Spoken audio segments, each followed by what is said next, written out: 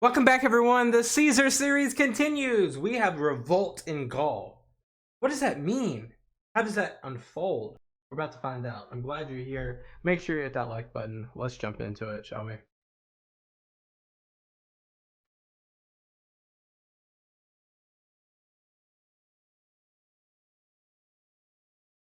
Julius Caesar spent 2 full years preoccupied with an invasion of Britain. While this was happening, the political situation back in Gaul was in a state of flux. Leaders from rival Gallic tribes were holding secret meetings behind Caesar's back. At these meetings, And that's funny, right? Because it's behind Caesar's back. Like Caesar is a part of them or above them in the hierarchical side of the power struggle. They're not just meeting because they are of the same land and they're meeting. They are meeting behind Caesar's back. There's a power struggle here. It's obvious. openly complained about the Roman presence in Gaul and expressed concern that it was all just a prelude to a full-blown annexation. Yeah. Over time, a consensus emerged. Gallic independence was non-negotiable. From now on, the leaders agreed to secretly coordinate when dealing with the Romans. A conspiracy was born.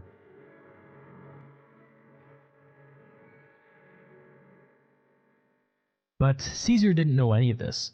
Before the snows came, he divided up his 8 legions and sent them to winter with different tribes all over Gaul. One group of 15 cohorts, which was 1.5 legions, went to Belgae territory near the Rhine River. At full strength, these 15 cohorts would have been equivalent to like 7,000 soldiers, but after years of campaigning, it was more like 5,000. A legion. These cohorts were under the joint command of 2 legates, named Sabinus and Cotta. The cohorts arrived in the region and built their camp, settling in for the winter.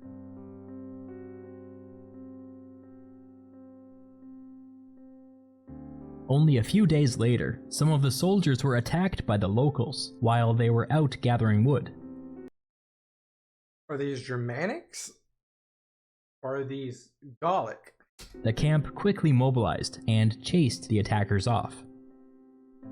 This incident was relatively minor, but it took everybody by surprise, and the Romans didn't quite know what to make of it. Then, a Gaul approached the Roman camp. He said that Eburones, the leader of the local Gallic tribe, wished to speak with the Romans. Intrigued, Sabinus and Cotta sent a delegation to go and find out what he had to say. When the Romans met with Eburones, he put all of his cards on the table. He told them that the Gauls were secretly conspiring against the Romans. He said that he had been pressured by other Gallic tribes into participating in a coordinated attack. Bro is just talking. Watch out. He said that although honor demanded that he stay true to his word and carry out the attack, he had made sure that it was small and symbolic. Eburones continued. Any day now, other Gallic tribes are going to rise up and attack a Roman legion stationed nearby. If Sabinus and Cotta wanted to march to this legion's aid, Eburones could guarantee safe passage through his territory. Let's just pause here and take a breath. This story is bananas. These Gauls kill a few Romans, then claim to be loyal, then claim that other Roman legions are in danger, and then offer to help? That's huge gaslighting right there. But he is trying to save his own people, most likely, while also he's trying to win both deals at the same time. Talk about whiplash. The delegation returned to the Roman camp and told Sabinus and Cotta what they had heard. The legates were understandably stunned and confused. They decided to invite a handful of high-ranking centurions to a meeting to discuss their next move. The majority of the centurions argued that they shouldn't consider abandoning the camp until first consulting with Caesar. These men had risen through the ranks under Caesar's leadership, and many were die-hard loyalists. Furthermore, they argued, why were they trusting the Gauls? Sabinus responded. To his mind, he said, there were 2 possible scenarios. If the story was true, then they should move with haste to assist the nearest Roman legion while there was still time. If the story was false, that would become clear once they reached the nearest Roman camp. So they're basically making an ultimatum, we have to go. In that case, they could just turn around and come back. No big deal. Okay. The other legate, Coda, sided with the centurions, arguing that their first duty was to fulfill Caesar's orders, and Caesar's orders had been to build a camp and stay there for the winter. 2 versus 1. Imagination wasn't exactly one of Coda's strong suits. This set Sabinus off. He raised his voice so that nearby soldiers could hear. If they insisted on staying in camp, he said, and some disaster befell the nearest legion, they would all have blood on their hands. Sabinus's outburst shamed everybody into an awkward silence. They're gonna end up going. They agreed to break camp at first light and march to the aid of the nearest Roman legion. Alright, will it be a trap? The next day, all 15 cohorts marched off. One of the first things they had to do was pass through a small valley. As they were midway through, Eburones appeared with an army of Gauls. The whole thing had been a trick to get the Romans to leave their camp. Bruh! Come on. The Gauls blocked the Romans in by cutting off both ends of the valley. Then, more Gauls appeared on the hills. They started hitting the Romans with projectiles. Coda immediately started issuing orders, and had some nearby soldiers charge straight up the hill. It didn't go very well. When the Gauls saw them coming, they started hitting them with javelins and arrows, and after some time the Romans had to pull back. While this was going on, Sabinus was at the front of the column issuing orders that contradicted what Coda was trying to do. It's hard to tell what exactly was going on here, but it looks like Sabinus was trying to keep pushing forward, while Coda wanted to turn and fight. Oh no. After a time, Sabinus's push at the front of the column fell apart under some heavy fighting, and they were totally overrun by Gauls. Oh no. Oh no. Sabinus formally surrendered to Eburones. He was executed on the spot. Oh shoot. Oh, that plan isn't looking too hot now, Sabinus. Coda had no idea that Sabinus had surrendered, and continued to organize a defense near the center of the column.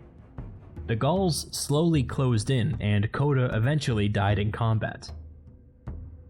All 15 cohorts, consisting of at least 5,000 soldiers, were killed on that day. Jeez! You guys just opened up a bottle. And that bottle is gonna have a lot of despair in it. It's worth saying that the ancient sources treat Sabinus like a bumbling villain, which in my opinion isn't fair. When something like this happens, it's easy to find a scapegoat. I don't think he's a scapegoat. I think it's just poor execution. It's obvious gullible, like it's just so gullible, this entire story. But we should all remember that Sabinus was the only person with a proactive plan to deal with the revolt. That doesn't help. I don't like that. I mean, you still could have waited. With you have no confirmed sources, so like, I don't know. 9 times out of 10, this kind of thing should be celebrated. But nevertheless, this time it ended in disaster. Doesn't matter. And for the moment, nobody knew that it happened. Yeah, that's huge. Like, where are they? Not very far away, there was another legion, under the command of a legate named Quintus Tullius Cicero. This was the younger brother of Marcus Tullius Cicero, the politician we all know and love, who was still down in Rome. Of course. Imagine Quintus's surprise when, without warning, Eburones' army showed up and besieged his camp.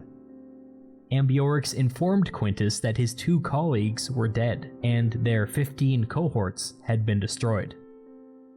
He asked Quintus to surrender. To Quintus, this was a shocking revelation. They needed to get a message to Caesar, immediately. Quintus sent a rider on horseback, but they were captured before they could slip through the Gallic line. Bruh, send a pigeon. They need passenger pigeons. Or whatever you call it right here. Like a Homer pigeon. Even though they might not have trained them at this point in the time. That's, come on, guys. Like, you just showed your hand. He just showed his hand immediately. Immediately showed his hand with. The Romans watched from their camp as the Gauls tortured their man to death. Ambiorix ordered the Gauls to attack, but the Romans fended them off. Barely. When the sun fell, a big portion of the Roman garrison had to remain on duty, repairing the walls and repelling nighttime raids. Quintus refused to sleep. The next day, the same thing happened.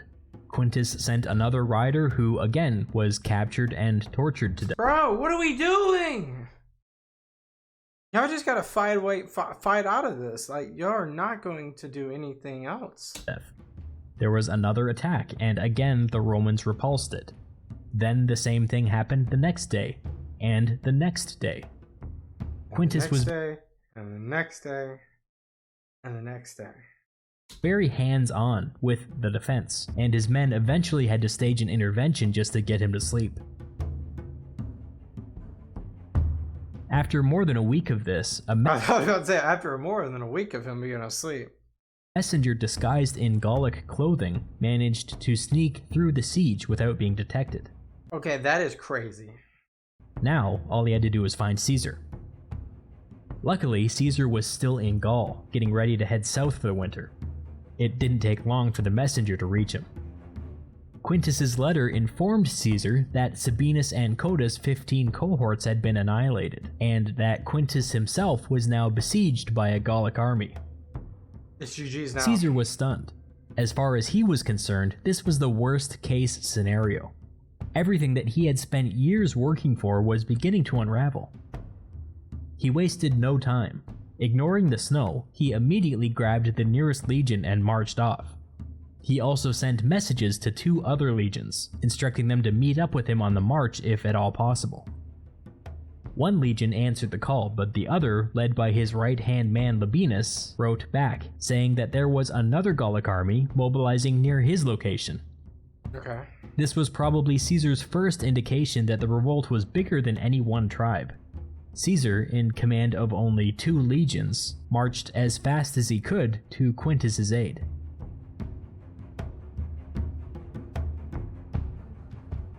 Then what? Back behind the Gallic siege, Quintus's men were in rough shape. The entire garrison was running on minimal sleep, and had to rebuff Gallic raids on a daily basis. Virtually every soldier had sustained some kind of injury. One day, one of the soldiers looked up and noticed a funny-looking javelin sticking out of a Roman defensive tower. He brought the javelin down to have a look at it. It had a note attached to it. He unrolled the note. It was written in Greek. The soldier took the note to Quintus, who Greek? was able to decipher it. The note simply read, "Caesar is on his way. Stay strong." Oh. Finally, some good news. A few days later, they could see smoke rising in the distance. Caesar was close, and his legions were setting fire to Gallic villages. Uh-oh. Now, my first thought when I read this was that this was a mistake on Caesar's part, since the Gauls now knew that he was coming. But now I'm not so sure, because Ambiorix's reaction was to immediately break the siege and march off to meet this new threat. There you go. I'm not sure, but that might have been the plan. It sounds like the plan. I mean, bare minimum, it's a result. As soon as the coast was clear, Quintus sent a rider to Caesar, informing him that the Gauls were on their way. Sometime later, Caesar came upon the Gallic army. They were hunkered down on a hill, with a small stream in front of them. This was a very strong defensive position. On the first day, each side sent its cavalry forward to skirmish, but that was it. Caesar had no interest in attacking a larger army from a weaker position, but he also didn't really bring any food with him. This had to be resolved quickly. On the second day, Caesar sent his cavalry forward again, but this time he told them to retreat when the Gauls charged. That's exactly what happened. The Roman horse fell all the way back to the Roman camp, with the Gauls hot on their heels. When the Gauls got close, they could see Roman soldiers abandoning the walls. they send word to Eburones that the Romans might be on the verge of breaking, and in response, Eburones ordered his army forward across the stream. And now they're going to get pushed against the stream. Actually, the Romans were fine. They were huddled behind their walls, waiting. The whole thing had been a trick. When the Gauls got close, they encircled the Roman camp and offered terms of surrender. The Romans responded by bursting through the gates in all 4 directions, taking the enemy completely by surprise. That gotta be The chaos. Roman infantry charged, and many Gauls simply broke formation and fled. Those that held their ground were easily defeated. Caesar just let the rest of the Gauls escape. Now that the siege had been lifted, there was no reason to act recklessly. When news of Caesar's victory spread, the other Gallic army pestering Labienus faded away. Gotta be like a constant knee on the neck of these people, because it is not going to end well for Rome if they don't do that. It is over politics at this point. Historians are kind of split on how to evaluate Quintus's leadership during this siege. Some say that the only reason Quintus had the job in the first place was because of his famous older brother, and that the whole incident was the story of a political appointee in way over his head. Huh? I don't think anyone could have done any better. I mean, the only thing that he did pretty badly was just keep poking the bear with sending people into the crowd. Like, that was horrendous. Like, especially, like, try something different and push a little bit. That's the only thing. Like, I don't know, guys. Like, I don't know how many different outcomes could have happened here. According to this argument, Caesar could not openly criticize Quintus since doing so would alienate his older brother. That's just politics. Others say that Quintus was a mediocre soldier and a mediocre politician who really distinguished himself during a crisis. I guess I'm kind of in this camp. When I read Caesar's account of this whole thing, I see somebody pleasantly surprised by Quintus's conduct. Well, better than the other cohorts where they just marched into an ambush. Once the dust had settled, Quintus wrote a letter to his brother back in Rome, telling him all about the siege and his near-death experience. The elder Cicero wrote back, telling his brother to stop whining. Dang. In light of recent events, Caesar decided to stay in Gaul for the winter. There was lots to do. He'd lost one of his 8 legions, and there might be more losses coming. He wrote to Pompey in Rome, who, as a favor, agreed to loan him 2 legions from Hispania. He also started the recruitment process for a new legion in Cisalpine Gaul, which, once completed, would bring his grand total up to 10. That's 50,000 men. At full strength, this would have been 50,000 men. Second, the revolt had done some damage to Caesar's prestige, and he needed to reassert himself. I won't bore you with the details, but Caesar spent the winter going from tribe to tribe, demanding hostages and attacking Gauls who had shown disloyalty. When the snows melted, he ruthlessly attacked Eburones' tribe on 3 separate occasions, enslaving civilians and burning down villages. He also crossed the Rhine, chasing down rumors that the Germans had supported the revolt. Nothing really came of this. He just marched around for a while and then came back. For the entire summer that followed, it was kind of like that. Lots of marching around, lots of busyness, but nothing really changed. As winter approached, Caesar returned to Roman territory for the first time in almost 2 years. Everything had nearly fallen apart, but after a full year of hard work, he was finally convinced that Gaul had been stabilized. Is he like in Venice area over there? But he was wrong. The conspiracy was alive and well. The Gauls were just waiting for their moment to strike. I feel like it's a cat and mouse game though, so there's not really a moment, there's just opportunity. But wow, this is just a testament to, like, poke someone long enough, they're going to not, reward you with anything but with harshness. But look, overall, I would say this is not a bad result for Rome. What occurred? Now they know that they need to trust no one, and they just need to occupy at this point. That's what's going to happen. So appreciate you guys watching and reacting alongside me. I'll see you guys in the next one. Make sure you hit that subscribe button. Peace out. Bye bye.